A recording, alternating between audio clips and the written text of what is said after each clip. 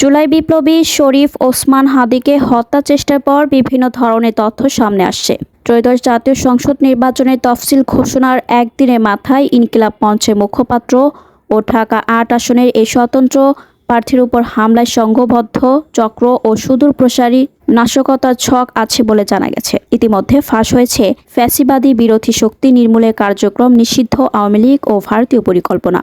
আওয়ামী সন্ত্রাসীদের Awami League online community নামে Telegram চ্যানেলে একটি বৈঠকের অডিও সামাজিক যোগাযোগ মাধ্যমে ভাইরাল হয়েছে, যেখানে তফসিল ঘোষণার পর ঢাকা ও চট্টগ্রামে বড় ধরনের নাশকতার পরিকল্পনা ফাঁস হয়েছে। গত ৯ ডিসেম্বর অনুষ্ঠিত ওই টেলিগ্রাফ কনভারসেশন প্রকাশ করেছেন আল জাজিরার অনুসন্ধানী সাংবাদিক জুলকার নাইন শায়ের।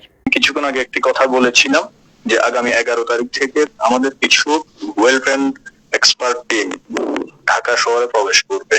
হ্যাঁ, যেটা 5ই আগস্টের পূর্বে যেভাবে স্নাইপার যে কথাগুলো ছিল, যেভাবে করছিল, আমরা তার চাইতেও আরো ডাবল ধামাকা আকারে আমরা করতে চাচ্ছি।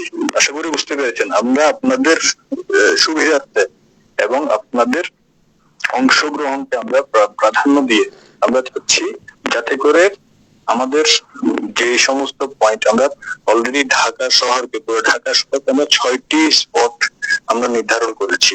6টি জায়গা আমরা নির্ধারণ করে সেই নির্ধারিত জায়গায় বেস করে আমরা আমাদের সমস্ত কর্মসূচি আমরা সাজিয়ে রেখেছি।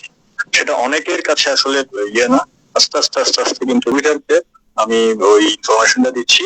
আগামী 11 তারিখ থেকে আমাদের যে টিম, যে কি বলবো, ওয়েল ট্রেন্ড যে টিম আমাদের কেজিবি, আমি নাম সহ বলে দিয়েছি, সেটি অ্যাক্টিভ হবে আগামী 11 তারিখ থেকে। আমাদের অলরেডি বাংলাদেশে পুশিং করা শুরু হয়েছে। তো আপনাদের ঘাবড়ানোর কোনো কিছু নাই, এবং আপনারা যেটা চিন্তা করছেন তার চাইতেও অনেক বেশি আকারে আমরা মানে আমাদের জায়গা থেকে সে প্রস্তুতি অলরেডি শুরু হয়েছে। তো সেই কথাটি আপনাদের মাঝে আমরা জাস্ট, আপনারা আশাহত হইয়েন না, সাহস হারাইয়েন না। আমাকে রাজপথে থাকতে হবে, রাজপথে থাকেন। বাকি কি করার দরকার সেটা আমরা করে দিচ্ছি আপনাদের। আমরা যে লজিস্টিকের যে বিষয়টা বলছেন, আমাদের গত আপনার জুলাই মাসে প্রবালদা জানেন কিভাবে কাজ করেছিল, সেম জিনিস এখন আরো ওয়েল ফ্রেন্ড। যেহেতু লাইসেন্স অলরেডি পেয়ে গেছি, মাননীয় প্রধানমন্ত্রী লাইসেন্স নিয়ে নিয়েছেন। হ্যাঁ, রাশিয়া থেকে যেভাবে ওনার সাথে কথা হয়েছে সেই অনুযায়ী লাইসেন্স অলরেডি প্রাপ্ত হয়ে গেছে। এখন কি দরকার সেই অনুপাতে আমরা প্রতিদিন আমাদের যে থার্ড, আমরা 3টা ধাপে করছি। তো থার্ড যে অপারেশন, সেই অপারেশনের জন্যই আমরা আমাদের মোটামুটি ভাবে আমাদের মেকানিজম আমরা শেষ করে ফেলেছি।